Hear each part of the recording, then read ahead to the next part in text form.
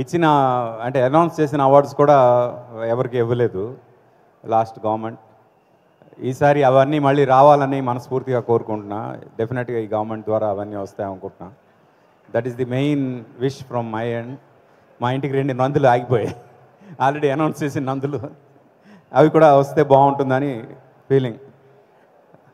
పవన్ కళ్యాణ్ గారు man of the మ్యాచ్గా మొత్తం తెలుగు రాష్ట్రం అంటే మన ఆంధ్ర రాష్ట్రంలో జరిగిన పొలిటికల్ సినారియోని ఒక కొత్త ఇది ఇచ్చారు, కలర్ ఇచ్చారు.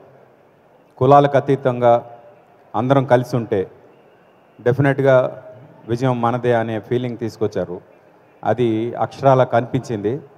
ఇలాగే ఈ కూటమి కంటిన్యూ అయ్యి ఎన్నో మంచి పనులు చేయాలని మనస్ఫూర్తిగా కోరుకుంటున్నా.